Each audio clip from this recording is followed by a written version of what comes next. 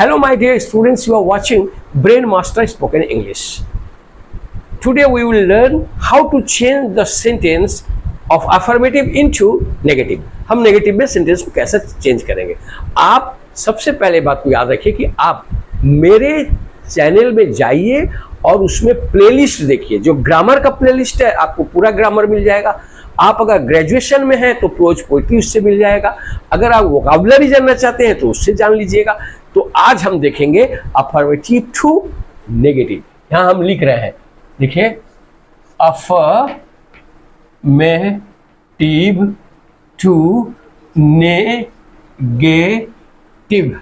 अब आप बोलिएगा कि आप ब्लैक बोर्ड में क्यों लिखते हैं. ये मुझको लिखने में अच्छा लगता है और देखो साफ दिखाई देता है. व्हाइट बोर्ड में अगर वहां जाकर मैं लिखूं तो लिखा कुछ ने धुंधला जाता है.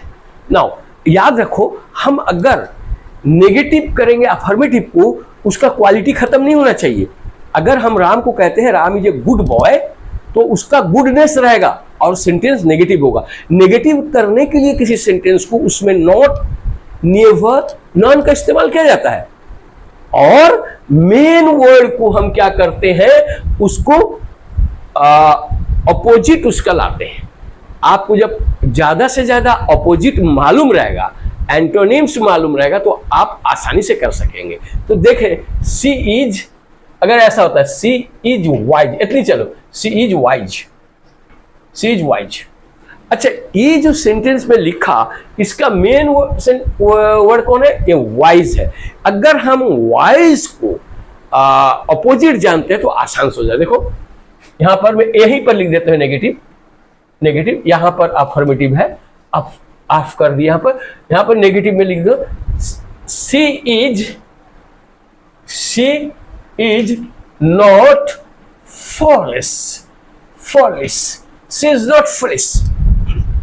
इसका मतलब हुआ वो अकलमंद और है. अगर हम ये देखते हैं, the knife is sharp, the knife is sharp.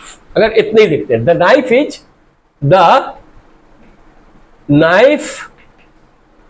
Is sharp. तो आप देखिए यहां पर शार्प है, शार्प का अपोजिट ब्लंट होता है, शार्प का अपोजिट ब्लंट होता है. तो क्या लिखेंगे, the knife is not blunt. ये भोदा नहीं है बल्कि तेज है. माई friend is a rich man. अगर ऐसे करते हैं, माई फ्रेंड अफर्मेटिव नेगेटिव चला हुआ, my friend is a rich man, rich man. Number दे दिया. अच्छा, नंबर भी देने से लगेगा तो अफर्मेटिव है. चलिए अफर्मेटिव. यहां पर इसको देखिए, हम रीच का अपोजिट ढूंढेंगे. अपोजिट क्या मिलेगा, पुअर मिलेगा. तो हम लिख देंगे माई friend is not a poor man. It's correct. आपको अब पता चल गया. अब देखिए, अगर ऐसा लिखते हैं, I am always right, I am always right. अब तो हम कह सकते हैं कि राइट का रॉन्ग हो जाता है, हम लिख देंगे आई एम नॉट रॉन्ग. नहीं, ये जो ऑलवेज है इसके लिए हमको नेवर का इस्तेमाल करना पड़ता. देखो, आई एम नेवर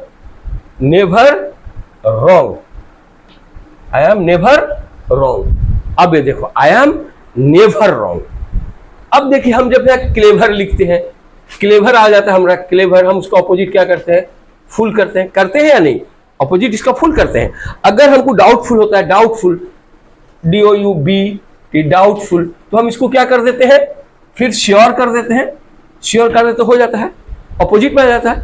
मगर याद रखा है, नोबडी का एवरीबडी होता है. अगर नोबडी रहेगा, एवरीबडी रहेगा तो नोबडी. तो एवरीबडी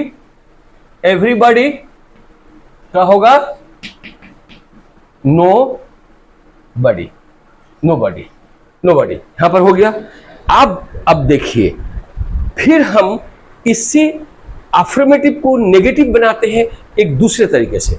अब देखिए वो भी बहुत अच्छा है, हम विदाउट भी लगाकर उसका नेगेटिव बनाते हैं। शी लव्स यू, चलो लिख देते हैं शी लव्स यू। अब ये अफर्मेटिव सेंटेंस है, आप देखिए कि आप जरूर कह दीजिएगा कि हम यहां हेट लगा देंगे, हो जाएगा, नहीं, she is not without love for you, ऐसा होगा, she is not without love for you, love for you, love for you. यहां पर विदाउट और नॉट का इस्तेमाल होता है, तो एकदम बेहतरीन सेंटेंस है। आई एम होपफुल, इसी तरह का कह देंगे, I am hopeful, I am not without hope, I am hopeful, I am hopeful, तो हम इसको कर देंगे आई एम नॉट विदाउट दिखाई दे रहा है, without hope, I am not without hope, ये भी हो गया।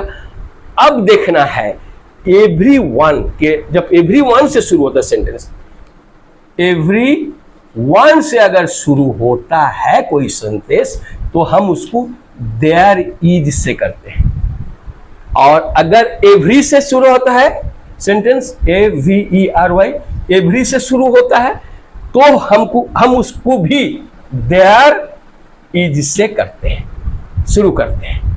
तो कैसे होगा, एक सेंटेंस देख ले, every rose has thorn, every rose has thorn, अच्छा लिखते हैं, अच्छे से देखिए, every rose has thorn, every rose has thorn. अब इसको किससे शुरू करेंगे, एवरी आया, there is no rose, there is, बहुत अच्छे से देखो, there is no rose, no rose without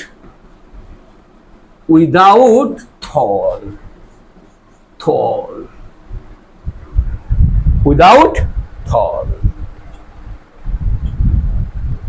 RN है, thorn, without thorn, THORN, thorn, without thorn. ये देखिए, ये जो यहाँ पैसेज में यहाँ देखा है, ये भी बहुत इफेक्टिव लैंग्वेज है। That means it depends upon your practice. If you practice it, then you can understand what the grammar is. But remember, if you will not practice, if you will not go through my playlist, then you cannot understand. ऐसा नहीं है कि YouTube में जहाँ से एक दो चीज़ देख लेने के बाद हमको हो जाएगा, ऐसा नहीं है। हमको बाकायदगी से नोट लेकर बैठ के लिखना होगा कि कैसे हुआ, उसको समझना होगा। उम्मीद है कि आप लोग समझ गए होंगे, समझ गए ना? फिर मिलेंगे नेक्स्ट क्लास में। Thanks a lot.